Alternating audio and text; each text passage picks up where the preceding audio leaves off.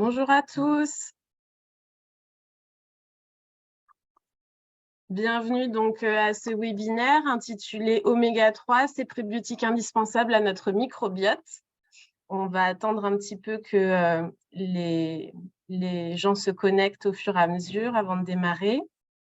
Mais du coup, c'est un webinaire qui va être co-animé par Véronique Liès, qui est diététicienne nutritionniste, formatrice pour professionnels de santé et auteure de livres de nutrition. Bonjour Véronique. Bonjour tout le monde. Et j'ai à mes côtés aussi donc Pierre Veil, président de l'association Bleu Blanc Cœur et depuis l'année dernière, docteur en biologie santé globale. Bonjour. Alors du coup, on attend pas mal de monde aujourd'hui parce qu'on avait plus de 400 inscrits, donc on va laisser un petit peu le temps aux personnes de se connecter.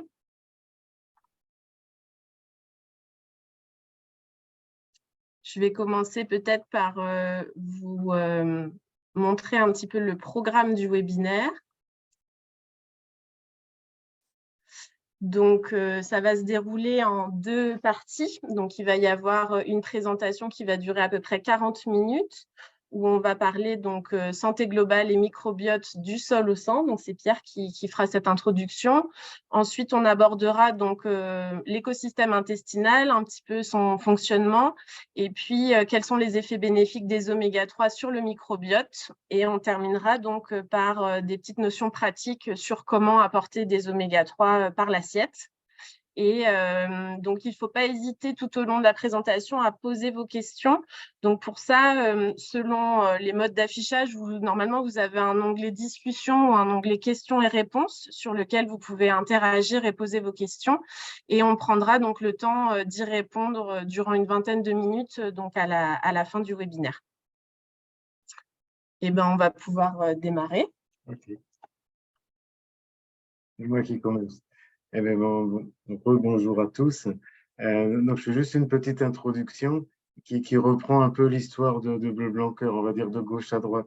Il y a 30 ans, Bleu Blanc Cœur, on s'est d'abord intéressé à la santé des sols, des plantes, en essayant de ramener ce qu'on appelle aujourd'hui de la biodiversité, au moins de la diversité végétale, en ramenant dans les sols, les plantes nourrissent le sol, et en fonction de la diversité des cultures, on a aussi une meilleure santé des sols. Donc, on a ramené à l'époque du lin, de la luzerne, des protéagineux, d'abord des protéagineux, d'ailleurs du lupin, du pois, de la févrole, etc., dans les cultures. Et le petit schéma de gauche explique un petit début de lien avec le microbiote, pas celui de l'intestin chez nous, mais celui du sol. Parce que toute l'énergie de notre système sur Terre, il vient de la photosynthèse. Les plantes captent très bien l'énergie du soleil et transforment l'énergie lumineuse en énergie chimique. C'est ce qui est expliqué avec la petite flèche du soleil. Elle capte le CO2, elle capte un peu d'eau et elle fabrique des sucres, elle fabrique de l'énergie. C'est une réduction. Et puis ensuite, cette énergie, elle est utilisée.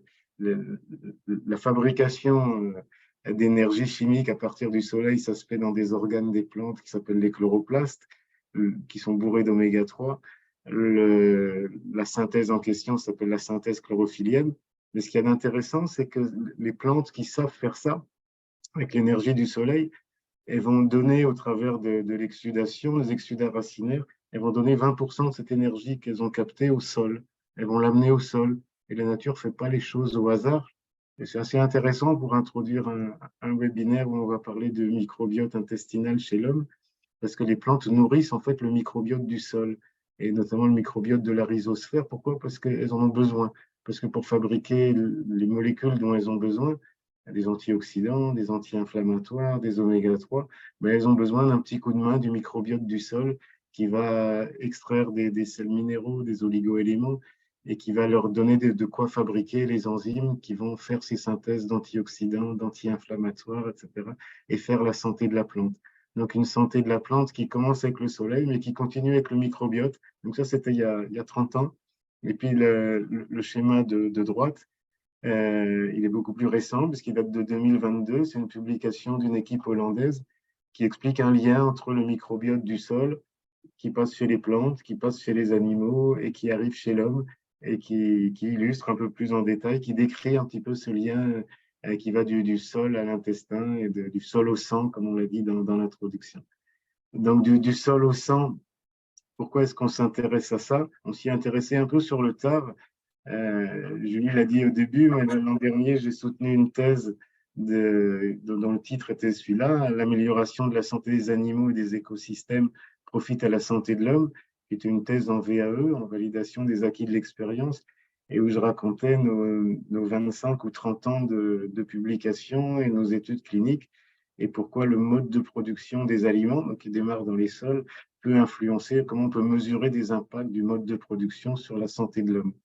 Et dans cette thèse, il y avait un chapitre consacré au microbiote. Je vous ai juste mis les titres, mais pour les commenter rapidement, le titre du bas, c'est une thèse qu'on avait financée dans un laboratoire de l'INSERM. Et le titre en anglais dit le microbiote intestinal, MEDI, je ne sais pas comment on dit, c'est le microbiote intestinal qui régule, qui produit les effets bénéfiques des oméga 3 contre l'obésité. On connaît les impacts bénéfiques des oméga 3 sur l'obésité, mais c'est médié, c'est pas immédiat. Ils disent pas peut-être que, parce qu'ils l'ont démontré, on pourra en reparler après. La façon de le démontrer, c'est bien le microbiote qui provoque ces effets-là, c'est pas les oméga 3 directement, c'est au travers du microbiote.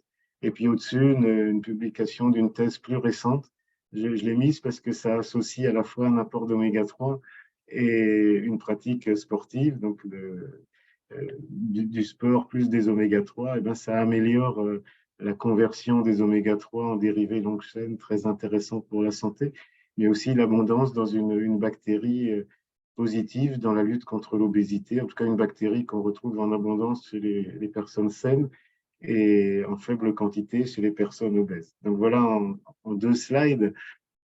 La troisième et avant-dernière en ce qui me concerne, ben je vais juste raconter un cas d'école. On a démarré il y a quelques années, on vient de finir une étude clinique. On a recruté des mamans au CHU de Rennes à la visite du 6e mois, des mamans qui étaient enceintes et en intention d'allaiter. Et on leur a on leur a proposé de consommer dans un groupe des aliments bleu blanc cœur, dans l'autre groupe exactement le même régime, mais avec des aliments standards. Donc on n'a pas mesuré l'impact de ce que mangeait la maman, on a mesuré l'impact de ce que mangeaient les plantes et les animaux qui nourrissent la maman.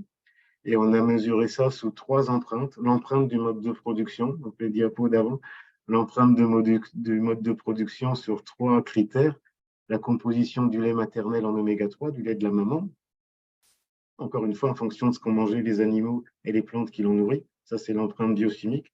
On a les résultats déjà, c'est impressionnant. Mais on a aussi mesuré le microbiote du bébé en prélevant les couches pour voir si, on va dire ça bêtement, si ce qu'a mangé la vache et la poule qui nourrit la maman a un impact sur le microbiote du bébé et donc l'avenir du bébé. Et on a aussi mesuré une empreinte dite épigénétique qui sont les ARN non codants. Donc un mode de production, 3 empreintes à consommation égale. On dit souvent que le blanc cœur, c'est pas seulement manger mieux, mais choisissez aussi des aliments qui vous permettent de constituer des menus non seulement équilibrés, mais riches en densité nutritionnelle. Donc, rendez-vous, je crois que c'est le 9 novembre qu'on fait notre webinaire. On va présenter tout ça avec les gens de l'INSERM qui ont conduit l'étude avec nous, qui étaient les investigateurs et les promoteurs. Et pour terminer, ben, j'ai essayé de résumer des rencontres pleines de sens, de la rencontre de Bleu Blanc Cœur avec le microbiote au long de ces 25 ou 30 années, et puis plus récemment, une rencontre qui marque, la rencontre de Bleu Blanc Cœur avec Véronique, qui va faire la suite et la fin de ce webinaire. Très beau bouquin et qui vient de sortir et que je vous conseille absolument, à la fois pour le talent de vulgarisatrice et puis l'expertise de scientifique de Véronique. Donc des rencontres pleines de sens. Moi, j'en suis ravi. J'espère que vous le serez aussi d'ici 3/4 d'heure. Merci et Véronique, à vous. Peut-être juste avant de passer la main à Véronique, je ne sais pas si tout le monde sait exactement ce qu'est Bleu Blanc Cœur, mais du coup, c'est une association donc, qui a été créée en 2000 et qui est reconnue par les ministères de l'Agriculture, de l'Environnement et de la Santé. Elle construit donc depuis plus de 20 ans des filières agricoles responsables et durables visant à améliorer donc à la fois la qualité nutritionnelle et environnementale de notre alimentation pour impacter positivement donc la santé à la fois de la terre, des animaux et des hommes. Et donc maintenant, je vais pouvoir passer la main à Véronique. Donc, comme je le disais au début de la présentation, donc, qui est diététicienne nutritionniste et qui est aussi donc, formatrice pour les professionnels de santé, qui propose donc d'ailleurs des formations sur le site qui est indiqué sur la diapositive. Et donc, avec ce livre donc, qui vient de paraître, dont Pierre vient de parler. Voilà, à vous, Véronique. Merci beaucoup. Donc Pierre vient de parler et surtout qui m'a fait l'honneur, vraiment, parce que c'est un honneur de faire la préface. C'était une évidence hein, pour moi. Déjà, bah, vous venez de l'entendre, on a beaucoup de, de passions communes, les oméga 3, le microbiote. Moi, je suis très, très impatiente d'être 9 novembre, même si je pense que je connais déjà la réponse. C'est tellement évident et tellement passionnant de se rendre compte que finalement, c'est logique, c'est la nature, ce que les animaux vont recevoir à manger, eh bien, va impacter notre santé. Et je m'interroge quand même beaucoup sur la raison pour laquelle ce n'est pas quelque chose qui est beaucoup plus valorisé, beaucoup plus mis en avant. Et moi, je suis ambassadrice Bleu Blanc Cœur, mais jusqu'au bout des ongles, depuis longtemps, parce que je crois tellement, tellement à ce concept et je crois tellement aussi aux bienfaits des oméga 3 et si possible de façon naturelle, tant qu'à faire, hein, autant que l'assiette les apporte. Quand on sait aussi qu'il y a beaucoup, beaucoup de personnes qui manquent finalement d'oméga 3, donc la boucle est bouclée, c'est sans doute un des nutriments les plus manquants dans l'assiette et sans doute un des nutriments les plus importants pour la santé. Donc en tant que professionnel de santé, je sais que vous êtes nombreux à nous regarder, et en tant que particulier, vous avez une famille, vous nourrissez et vous chérissez vos enfants, eh bien c'est vraiment un nutriment qu'il est urgent de remettre dans l'assiette. Donc, alors, je vais essayer de passer les diapos, mais pour l'instant, c'est pas encore possible. Voilà. Alors, on a beaucoup parlé du microbiote. En réalité, on devrait parler de façon encore plus globale de cet écosystème intestinal dont le microbiote fait partie. Et tous les acteurs que vous voyez ici, finalement, ils interagissent les uns avec les autres et on comprend de mieux en mieux toute l'importance de ces interactions, le microbiote étant vraisemblablement l'acteur central autour duquel tout va un petit peu se jouer. Donc vous voyez que bon, c'est un schéma évidemment très très vulgarisé et simplifié, mais au niveau de ces acteurs de l'écosystème, vous avez les micro-organismes, j'ai pas dit les bactéries, j'ai dit les micro-organismes parce que c'est vrai qu'on parle beaucoup des bactéries, mais n'oublions pas qu'il y a aussi des bactériophages, des levures, des archées, et qu'on commence quand même vraiment maintenant à avoir des belles publications sur l'importance notamment des levures qui sont peut-être 10 fois moins présentes en quantité, mais qui sont plus présentes en termes de volume, on va dire. Et on commence aussi à bien comprendre les interactions avec les phages, et je pense qu'il y a encore énormément de choses que l'on doit découvrir. Donc ce microbiote, ce sont donc des micro-organismes qui vont être présents évidemment au niveau de notre, enfin, partout dans le corps, hein, vous le savez, ici on parle de l'écosystème intestinal, mais le microbiote en réalité c'est sur l'ensemble du corps qu'on doit le considérer, mais ici on va faire un focus digestif. Donc on a ces micro-organismes, on a la couche de mucus qui au niveau du côlon est supposée être assez épaisse, hein, ce n'est pas le cas dans l'intestin grêle puisque c'est un lieu d'absorption, mais au niveau du côlon, on a besoin d'une bonne couche de mucus parce que ça va être une véritable barrière, une barrière physique en fonction de l'épaisseur, mais aussi une barrière chimique, puisque ce mucus abrite des peptides antimicrobiens. On voit les fameux PAMS là, mais on va retrouver aussi des IgA sécrétoires, toute une série de molécules qui vraiment sont là pour nous protéger.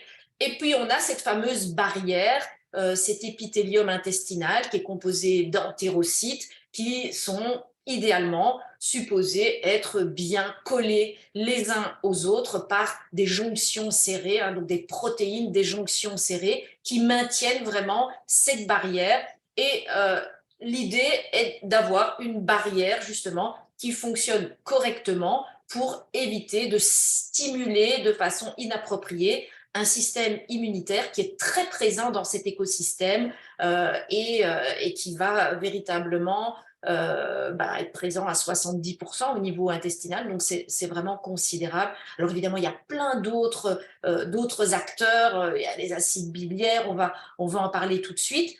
C'est vraiment un système complexe, hein, donc j'ai indiqué ici, pas qu'une usine à gaz, évidemment, à prendre dans tous les sens du terme. C'est vraiment quelque chose qu'on découvre aujourd'hui. Et ce que l'on découvre évidemment de mieux en mieux, c'est que véritablement, eh bien oui, même si ce microbiote, finalement, il est modulé principalement durant cette fameuse période de 1000 jours qu'on appelle la DOAD, hein, et ce n'est pas anodin que Pierre s'intéresse à la femme enceinte, parce qu'évidemment, c'est à ce moment-là qu'il y a déjà énormément de choses qui se jouent, puisqu'on a cru longtemps que le microbiote in utero, donc du fœtus, était complètement stérile, ce qui est aujourd'hui absolument validé, ce n'est pas le cas. Donc il y a déjà une colonisation qui se fait in utero, et ce qui est très clair aussi, c'est que l'alimentation de la maman pendant la grossesse va avoir un effet majeur sur la composition du microbiote de son enfant. Et puis, au-delà de cette période de 1000 jours, bonne nouvelle, on peut encore agir.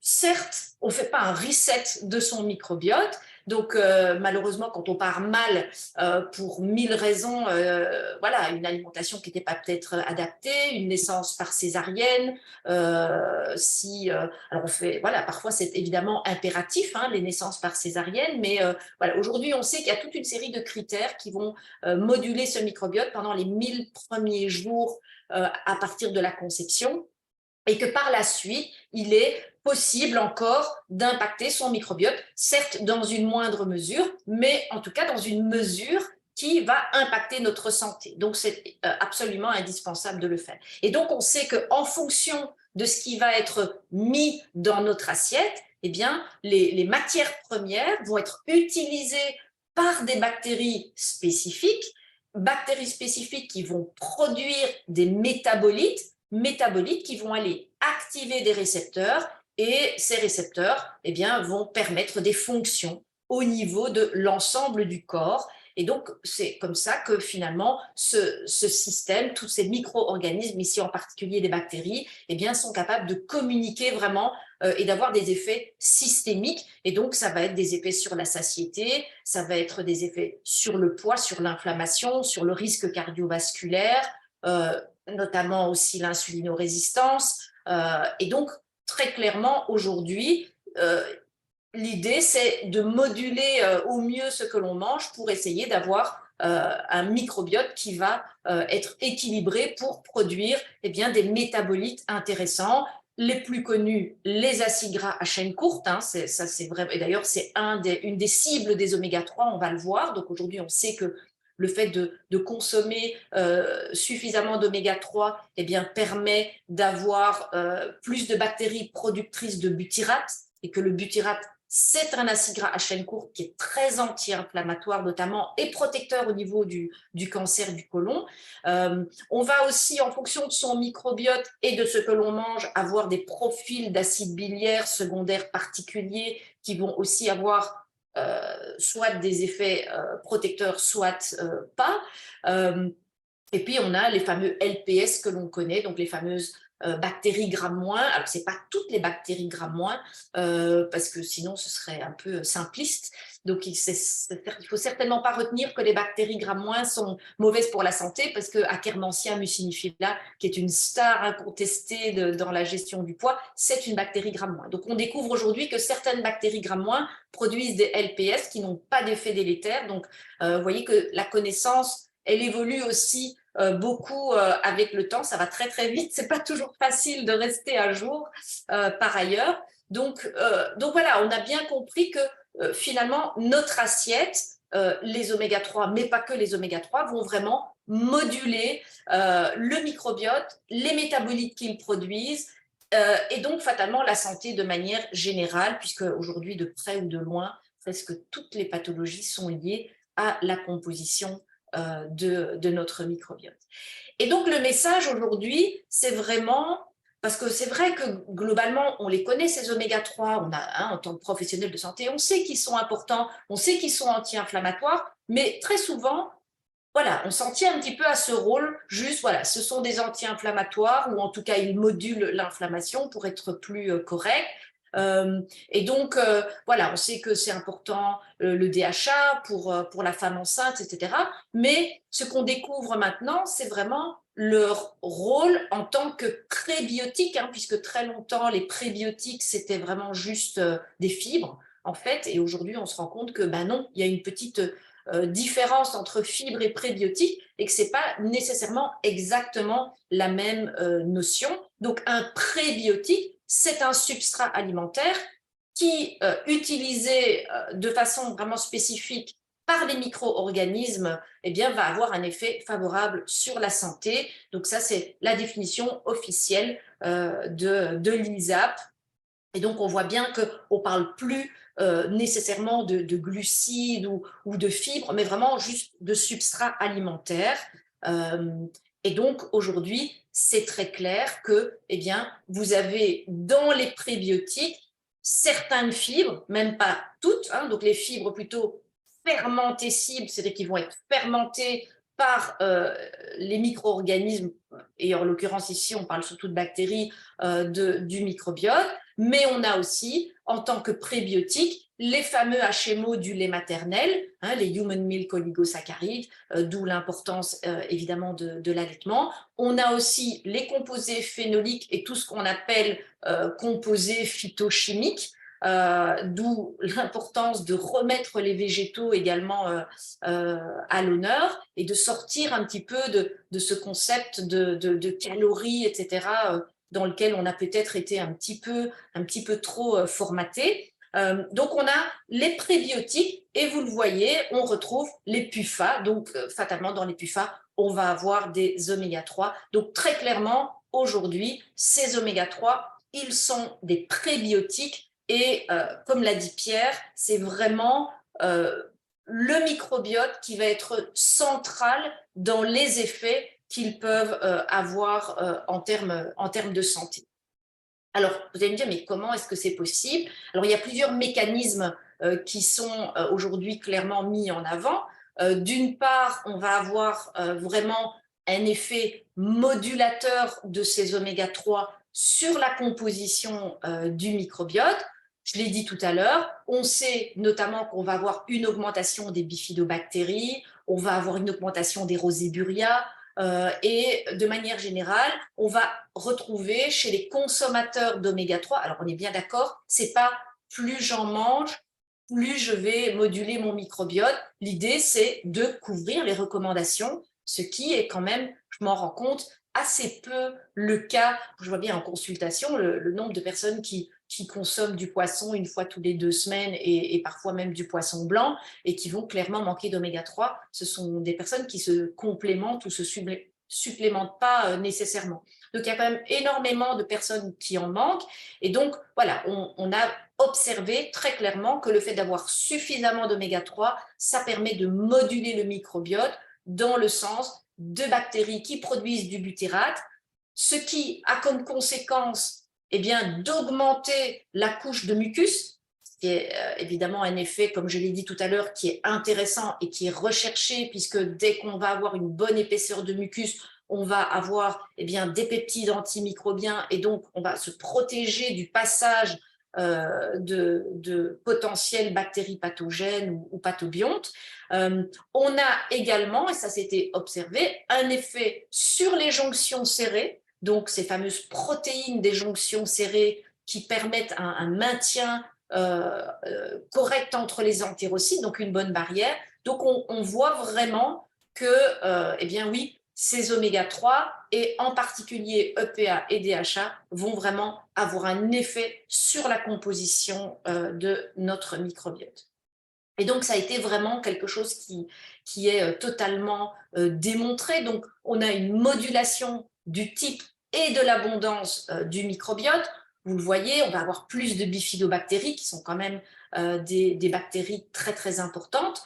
On va avoir une augmentation d'Akkermansia muciniphylla, qui est la souche dont on parle beaucoup, notamment dans tout ce qui est maladie métabolique, puisque c'est une souche qui est particulièrement déficitaire, on va dire, chez les personnes qui souffrent de diabète de type 2 ou en situation d'obésité.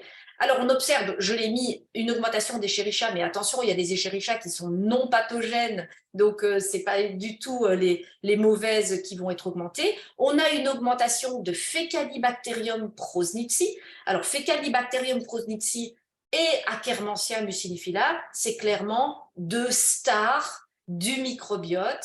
On est supposé avoir beaucoup de Faecalibacterium prausnitzii, on est supposé en avoir tous, comme Akkermansia, puisque vous savez qu'on a un microbiote qui nous est propre, hein, une empreinte, et il y a des souches que nous sommes plus ou moins les seuls à avoir, mais celles-là font partie vraiment des piliers du microbiote que nous sommes supposés tous avoir. On sait notamment que dans les maladies inflammatoires chroniques de l'intestin, il y a un manque de Faecalibacterium prausnitzii qui explique justement l'inflammation. Donc, c'est vraiment une souche extrêmement anti-inflammatoire. Donc, on a vraiment une modulation de ce microbiote avec un effet anti-inflammatoire, puisque à partir du moment où on va renforcer la barrière, eh bien, on va avoir non seulement moins de bactéries, comme je l'ai dit tout à l'heure, grammes moins supposés produire ou libérer des lipopolysaccharides, donc ces petits morceaux de bactéries qui sont capables d'aller stimuler des récepteurs TLR4 sur les macrophages et donc de faire de l'inflammation.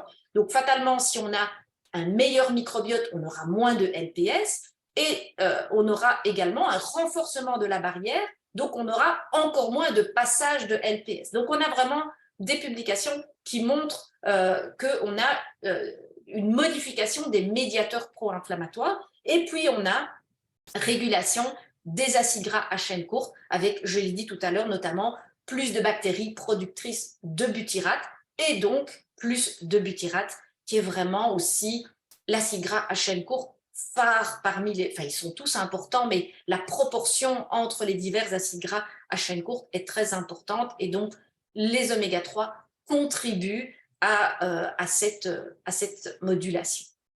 Et on ne s'est pas concerté, hein, Pierre et moi, avant ce webinaire. Donc, on a tous les deux cette sensibilité particulière, évidemment, sur les oméga-3 et sur l'importance. Voilà, moi, je trouve qu'il faudrait vraiment beaucoup mieux accompagner les femmes enceintes ou en projet de grossesse et beaucoup mieux les sensibiliser à l'importance des oméga-3 parce que en fait, on a dit pendant longtemps oui, c'est important pour le cerveau du bébé, etc. Mais on a sous-estimé, je pense, totalement l'impact que ces oméga-3 peuvent avoir sur la santé future du bébé. Et donc, ici, on a une publication qui montre que les oméga-3 consommés pendant la maman, eh bien, vont réguler, on va dire, le risque d'obésité de l'enfant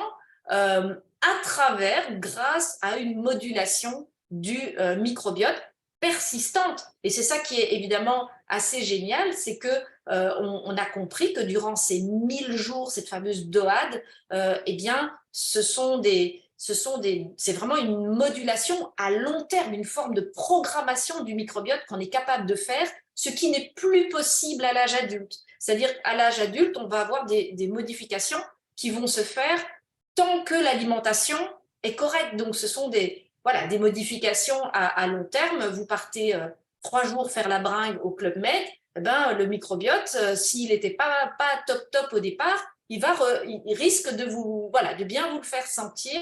Donc, c'est vraiment une période cruciale durant ces 1000 premiers jours parce qu'on a cet effet persistant sur le microbiote.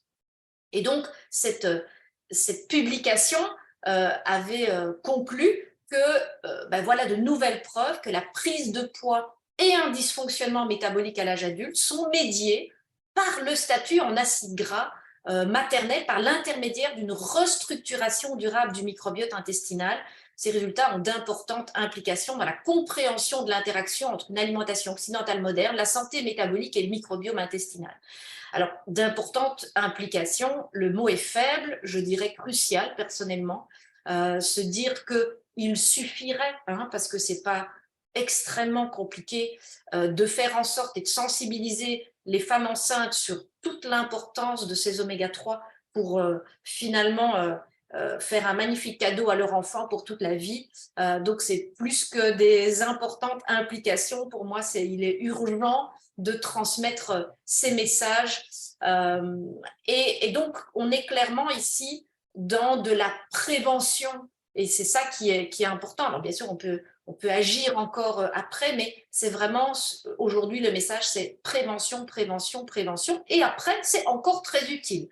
Et donc, ici, j'avais trouvé aussi cette publication qui est en plus pas extrêmement récente, mais qui m'avait véritablement frappée et qui avait conclu et montré que donner des oméga-3 en cas de dysbiose suite à la prise d'antibiotiques en début de vie, donc donner des oméga-3 à des enfants qui auraient reçu des antibiotiques en début de vie, et on sait à quel point c'est évidemment un problème, même si ça sauve des vies, on est bien d'accord, mais en tout cas, on sait que la prise d'antibiotiques en début de vie est associée à un risque augmenté d'obésité par la suite. Il y a plusieurs publications qui en attestent. Eh bien, le fait de donner des oméga-3, eh bien, on va réduire ce risque. C'est quand même assez incroyable. Donc, il faut vraiment y penser chez ces petits patients. Alors, donc, tout à l'heure, je vous ai expliqué que les oméga-3, eh bien, ça va avoir un effet barrière qui est très important. Ça va renforcer la production de mucus, ça va renforcer les protéines des jonctions serrées. Donc, on voit que voilà, le fait de manger des fibres et des prébiotiques, ça va permettre notamment de produire des acides gras à chaîne courte. Et vous voyez que voilà, ça fait du mucus, c'est bon pour l'immunité, ça renforce la barrière, ça diminue tout ce qui est pro-inflammatoire, ça va augmenter tout ce qui est anti-inflammatoire. Et on a aussi des publications un petit peu plus complexes, mais qui mettent en avant un autre mécanisme par lequel les oméga-3 vont favoriser eh bien, cet effet, c'est qu'on sait que les oméga-3 peuvent produire des molécules qui font partie de ce grand système qu'on appelle endocannabinoïdes. Et donc, ce sont des lipides bioactifs qui sont capables de se lier à des récepteurs et d'avoir des effets. Alors, ça a été montré notamment par Patrice Cani, qui est le papa, j'ai envie de dire, d'Akkermansia mucinifila. Donc, il a montré qu'Akkermansia était capable justement d'activer ou de produire ces lipides membranaires, donc ces lipides bioactifs. On a un qui est délétère, qui est l'anandamide, puisqu'il est délétère parce qu'il ouvre les jonctions serrées. Eh bien, les oméga-3 sont capables d'inhiber l'anandamide. Donc, c'est très clairement par ce mécanisme notamment qu'ils vont renforcer la barrière. Et on a un effet des oméga-3 sur le poids. Figurez-vous, moi je dis à mes patients que les oméga-3, c'est du gras qui fait maigrir. Et je leur répète ça souvent pour qu'ils intègrent ça, puisque le gras est toujours associé au surpoids. Alors, encore une fois, ce n'est pas plus j'en prends, plus je maigris, mais les oméga-3, par tous les mécanismes que l'on vient de voir ensemble, mais aussi par d'autres mécanismes, notamment cette production de PIPAR alpha qui passe par des lipides bioactifs. On a des effets des oméga-3 au niveau de l'expression des gènes aussi qui favorisent la lipolyse. Donc aujourd'hui, très clairement, manquer d'oméga-3 va impacter la santé de manière générale, la santé métabolique, le poids, etc. Donc, il est vraiment important de les remettre au menu. Alors évidemment, tout ça, c'est bien beau, mais qu'est-ce qu'on fait en pratique, Donc, en général, vous êtes au courant de ce qu'on fait. Déjà, pour moi, le message, c'était vraiment, c'est pas accessoire, les oméga-3. C'est pas quelque chose à côté duquel on peut passer. Donc, personnellement, c'est une priorité, moi, dans mes consultations, de m'assurer que mes patients ont des apports suffisants en oméga 3. Alors, c'est des choses qui sont connues, évidemment. On a l'acide alpha-linolénique, le précurseur des oméga 3, que l'on peut apporter soit par 2 cuillères à soupe d'huile de colza, soit par colza et noix, soit par de l'huile de noix. Donc, globalement, la quantité d'acide alpha-linolénique est plus ou moins, il y en a un peu plus dans le colza, mais est plus ou moins identique.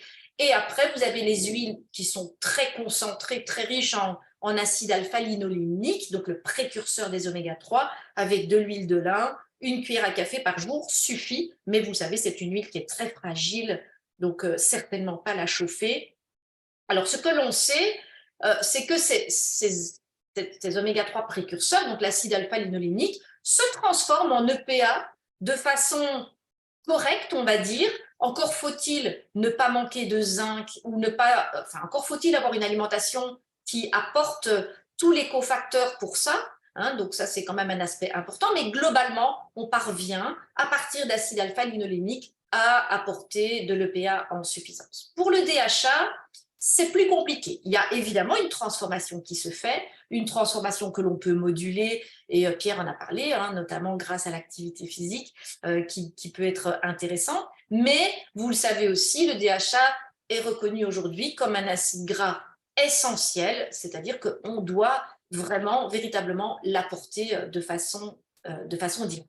Alors, ça ne vous a pas échappé, on a de plus en plus de patients qui sont végétariens ou végétaliens et qui pensent, mais à tort, voilà, que ça va permettre d'apporter des oméga 3 en quantité intéressante. Alors, s'il y a des apports suffisants en acide alpha-linolénique, aucun problème. C'est vraiment, comme je l'ai dit, une conversion en EPA qui va permettre d'apporter oui, la conversion va être suffisante pour faire de l'EPA, aucun problème. Par contre, DHA, c'est beaucoup plus compliqué. Et là, il existe oui, des compléments alimentaires de DHA qui sont faits à partir d'algues, donc qui conviennent à un mode alimentaire végétarien ou végétalien. Donc, ça, c'est tout à fait possible.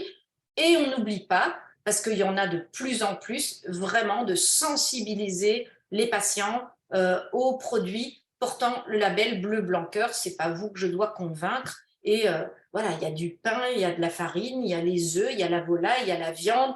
Donc c'est vraiment quelque chose qui, grâce au travail de bleu blanc cœur, se développe de plus en plus. Et en tant que professionnel de santé, si vous n'avez pas ces produits à disposition, je vous invite à aller râler auprès des directeurs de grandes surfaces, parce que c'est ça que je fais en général pour essayer de les inciter à proposer ces produits. Donc voilà, donc ça c'était pour les précurseurs. Et puis après, pour les acides gras à plus longue chaîne, évidemment, on a le poisson gras, plutôt de petite taille, puisque vous savez que les autres sont quand même un petit peu plus pollués. Donc, on va dire, selon le profil de la personne, 200 à 400 grammes par semaine. Ne pas abuser du saumon, hein, c'est un très bon poisson, mais voilà, les recommandations nous disent en tout cas de ne pas manger 400 grammes de saumon toutes les semaines, ça c'est très clair. Donc, plutôt favoriser les petits poissons. Quelque chose qui est moins utilisé et moins connu, les œufs de poisson. Vous avez des gens qui n'aiment pas le poisson, mais qui sont ouverts à la consommation d'œufs de poisson. Et les œufs de poisson, ils sont très riches en oméga 3. Alors, certains sont très transformés, malheureusement, mais pour le reste, c'est vraiment très, très riche. Et puis, dans les options, évidemment, vous avez toujours, encore une fois, le bleu blanc cœur, avec, comme je l'ai dit, il y a de la volaille. Alors, j'ai indiqué éviter de consommer la peau, mais sauf si c'est du bleu blanc cœur. Mais c'est vrai qu'une volaille qui n'est pas bleu blanc cœur, eh bien, la peau contient énormément d'acide arachidonique à caractère pro-inflammatoire. Les œufs, fromages, produits laitiers, les céréales. Donc, vraiment, d'encourager les patients. Alors, je sais que ce n'est pas facile, parce que beaucoup font très attention aussi au budget, etc. Donc, et sans doute sous-estiment l'importance de choisir ce label. Donc, je pense que c'est vraiment notre rôle en tant que professionnels de santé d'insister sur l'importance et l'enjeu derrière l'utilisation de ces produits. Ce n'est pas juste une petite voilà, un petit truc qu'on a envie de faire pour le fun, c'est vraiment quelque chose qui modifie la santé de manière globale. Alors, je vous ai mis ici, pour terminer, un petit tableau récapitulatif, si jamais ça vous intéresse, justement. Bon, alors, c'est par ordre alphabétique, pas par ordre de teneur en oméga 3, mais donc vous avez l'EPA, le DHA qui sont séparés, et vous voyez que les œufs de poisson tirent vachement bien. Alors, je ne parle pas du caviar parce que globalement, je pense que au niveau budget, ça ferait un petit peu mal s'il fallait l'intégrer toutes les semaines au menu. Même une fois par an, c'est déjà trop. Donc, c'est juste pour que vous voyez que, bah oui, le caviar contient beaucoup d'oméga 3, mais pas nécessairement, il n'est pas utile de vider son porte-monnaie, puisque vous voyez que les autres œufs de poisson sont aussi très intéressants. Vous avez aussi des œufs de hareng dans certains magasins qui sont tout aussi riches. Pour la petite anecdote, moi, j'adore ça. J'avais acheté des petits pots d'œufs de hareng, et il m'arrive de temps en temps de faire des prises de sang assez poussées, et je m'étais fait un profil en acide gras. Alors, je vais revenir en arrière, ça a poussé. Je m'étais fait un profil en acide gras, et j'avais des oméga 3 qui étaient complètement explosé.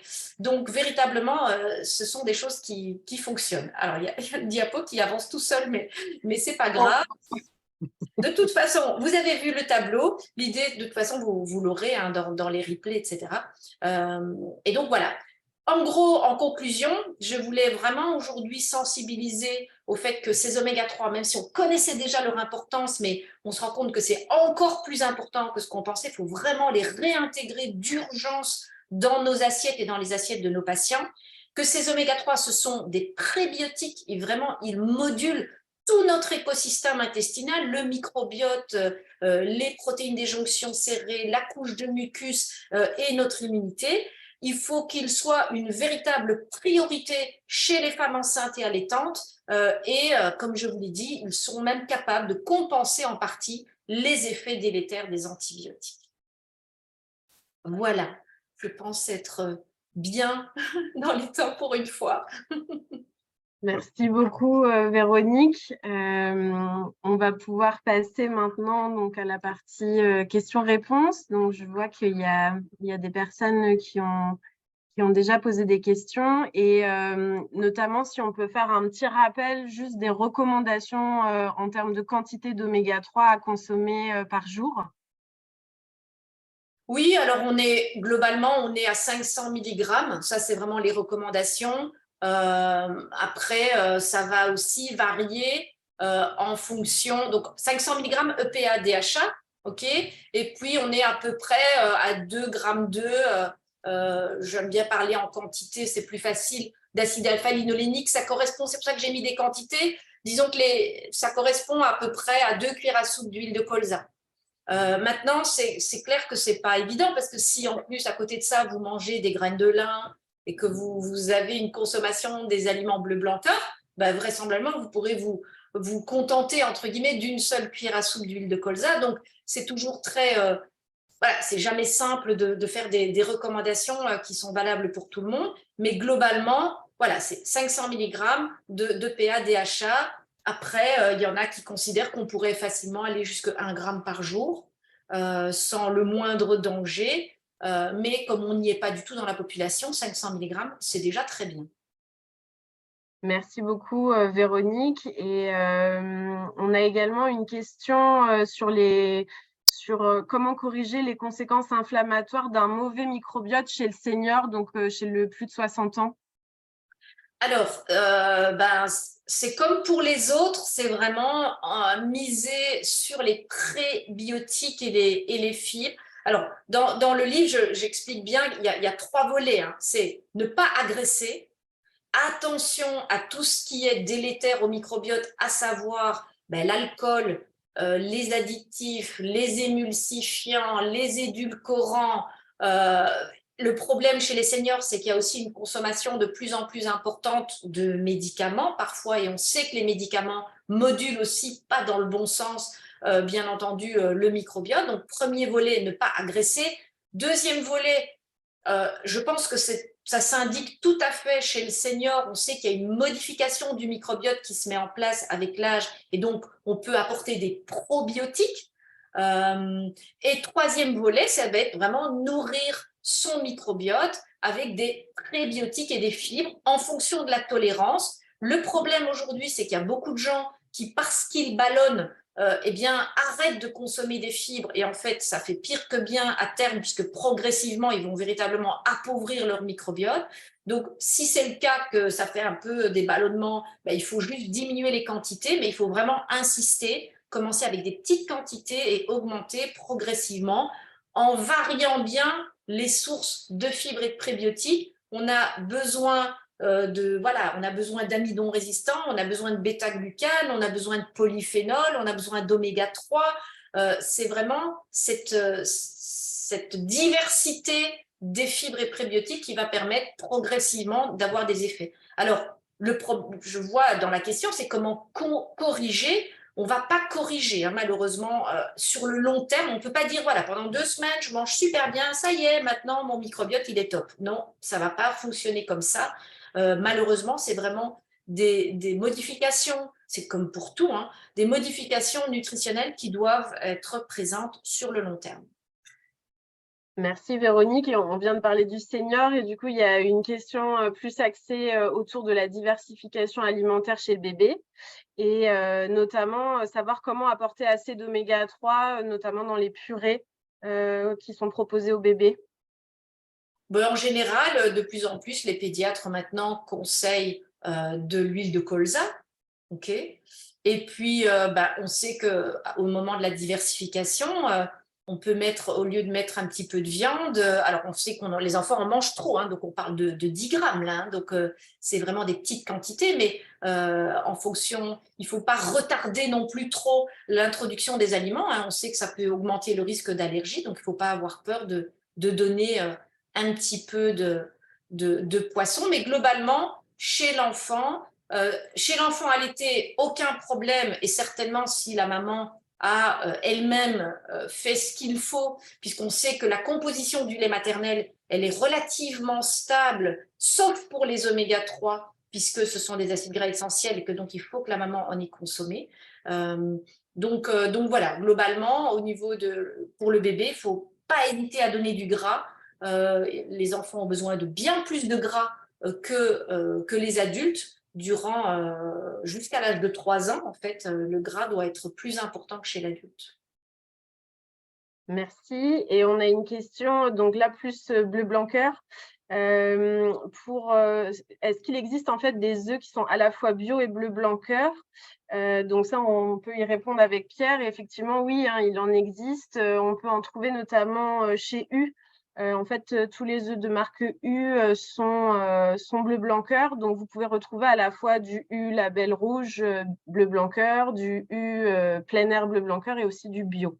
Voilà, mais il y a d'autres exemples. Mais effectivement, ce sont des démarches qui sont tout à fait complémentaires. Donc, au contraire, c'est bien de retrouver ce type de produit aussi en rayon. Et on a une question aussi sur le foie de morue. Pourquoi ne cite-t-on jamais le foie de morue en dehors d'une question de goût? Justement, chez Bleu Blanc Cœur, on est en train de lancer un foie de morue Bleu Blanc Cœur, donc la question tombe à pic. Mais je ne sais pas si Véronique, tu voulais compléter par rapport à cet aliment. Moi, le foie de morue, ça fait partie de mes chouchous, mais parfois j'ai l'impression que je suis seule au monde. Hein. Donc moi, j'adore ça, mais ce n'est pas le cas de tout le monde. Mais c'est une bonne remarque parce que c'est vraiment un aliment très intéressant, riche en rétinol, un peu d'iode, des oméga 3, de la vitamine D. C'est vraiment, nutritionnellement parlant, un très bon choix. Mais tout le monde n'aime pas ça. Mais je vous conseille d'essayer avant de dire qu'on n'aime pas parce que souvent, c'est quand la dernière fois que vous avez goûté et on me dit, oh, il y a 30 ans. Ah ben oui, fatalement. Donc, allez-y, un petit test, petit toast, foie de morue, un petit jus de citron, petit coup de moulin à poivre et c'est absolument délicieux. Merci Véronique. On a une question un petit peu plus technique, savoir par rapport au rôle des oméga 3 pour ouvrir les jonctions serrées. La question, c'est de savoir à quoi ça sert en fait pour le microbiote. Je ne comprends pas la question. En fait, à quoi ça sert du coup d'avoir des… Je pense que les jonctions serrées soient… La question, c'est le rôle des oméga-3 sur les jonctions serrées. C'est sur la perméabilité, le Bah, passage. ça passe par le butyrate notamment. Donc, on sait que les acides gras à chaîne courte renforcent les protéines des jonctions serrées. On a aussi l'effet sur la couche de mucus, comme je l'ai dit. Et donc, on va avoir vraiment cet effet de renforcement de la barrière. Merci pour ces précisions. Et on a aussi des interrogations par rapport au microbiote en cas de cancer, notamment quel impact de la chimiothérapie sur le microbiote? Bah, il est réel. Donc, c'est-à-dire qu'on sait que… Mais après, il faut choisir son combat. Hein. Une chimiothérapie, elle est là pour sauver la vie. Mais c'est vrai que on peut très, très bien envisager, mais toujours avec son médecin. En tout cas, il faut apporter suffisamment d'oméga 3. On n'est pas, je l'ai dit, obligé de se supplémenter. Mais ça, c'est une réalité. Comme beaucoup de médicaments, la chimiothérapie, elle a des effets délétères sur le microbiote. Ça, c'est très, très clair. Mais je veux dire, de la même façon que des antibiotiques, ça sauve des vies, on sait que ça a des effets délétères aussi. Donc, c'est pas une question de choisir. On n'a pas le choix, en gros. Donc, mais on peut être attentif à ça et certainement après les chimiothérapies ou entre les chimiothérapies, d'être conscient qu'il faut tout faire pour maintenir une bonne santé digestive le mieux possible. Et alors, maintenant, si on parle des sportifs, est-ce que les oméga 3 sont la priorité dans l'alimentation d'un sportif? Je pense que tu es bien placée, Véronique, pour répondre sur ce sujet-là. Ah, mais clairement, moi, mes footballeurs, ils sont tous ou pratiquement sous oméga 3. Pour le côté directement anti-inflammatoire, pour le côté modulateur du microbiote, ça, c'est évident pour le sportif comme pour tout le monde. Et d'autant plus qu'il ne faut pas oublier que la pratique d'un sport intensif a plutôt tendance à, quand c'est vraiment intensif, à altérer la qualité de la barrière.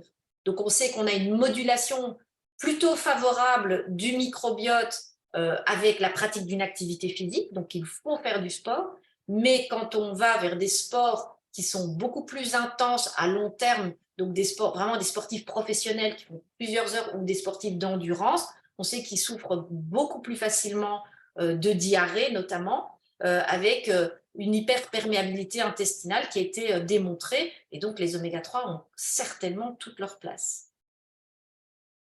Merci. Et alors, il y a plusieurs personnes qui s'interrogent pour savoir si la présentation sera disponible en replay. Oui, du coup, toutes les personnes qui se sont inscrites au webinaire vont recevoir la semaine prochaine donc un email dans lequel vous pourrez avoir un lien pour revisionner la présentation. Donc, pas de stress par rapport aux prises de notes.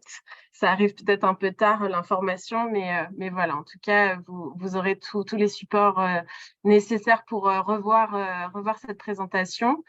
Et puis, il y a une question aussi sur des aliments ou des nutriments qui peuvent réduire ou maximiser l'effet des oméga 3. On abordait tout à l'heure la carence en zinc qui peut être problématique pour la conversion en DHA. Est-ce qu'il y a d'autres exemples et aussi peut-être d'autres exemples de nutriments ou d'aliments qui peuvent maximiser l'effet des oméga 3? Je pense pas, je pense qu'ils se suffisent entre guillemets à eux-mêmes.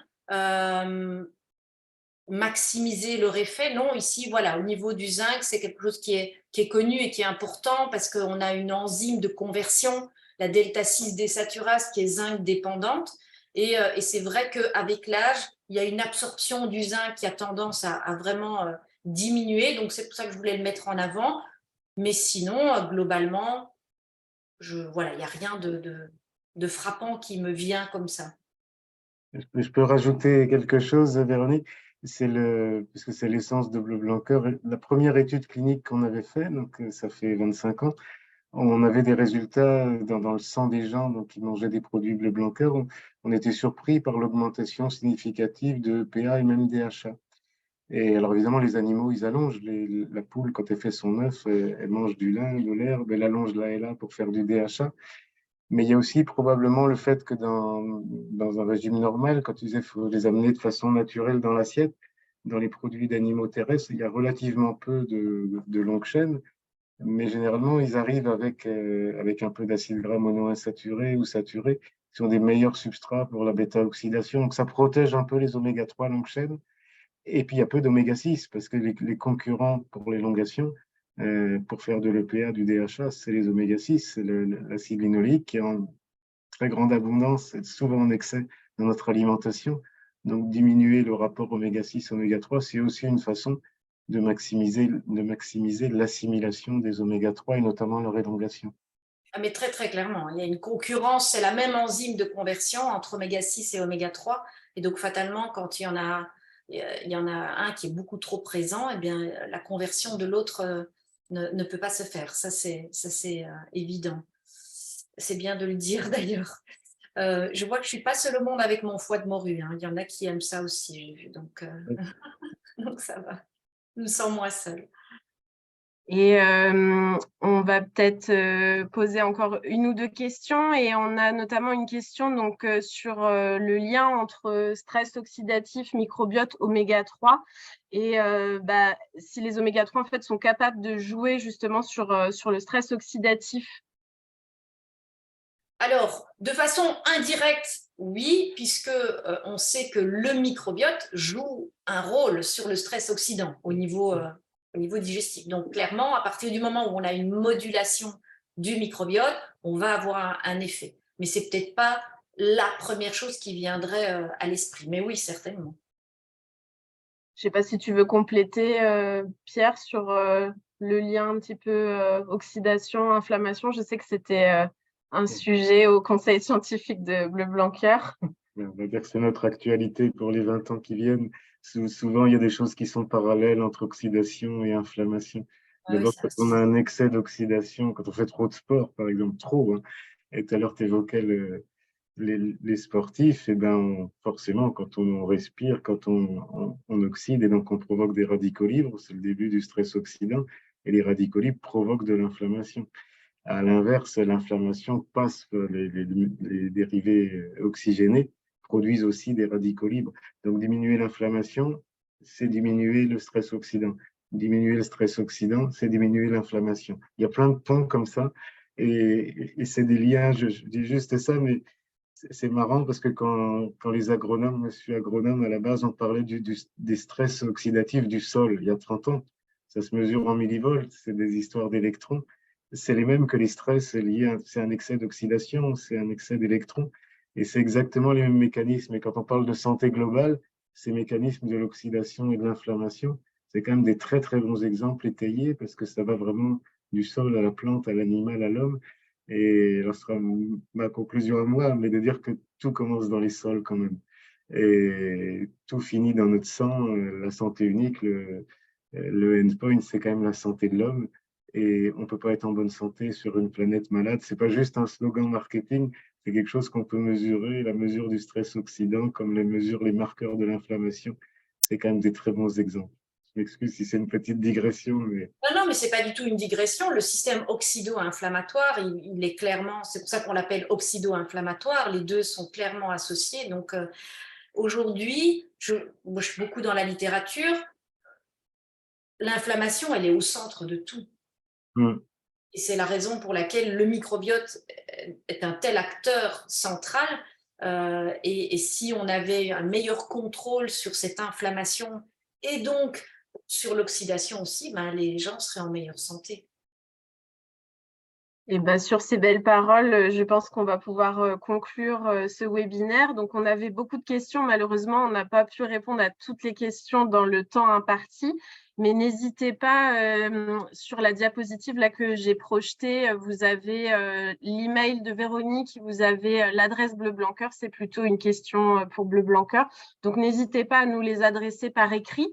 Petit rappel aussi, si vous ne faites pas encore partie de la communauté Bleu Blanc Cœur, sachez que vous pouvez rejoindre donc, la communauté Bleu Blanc Cœur facilement donc, via le petit flash code que j'ai mis sur la diapositive.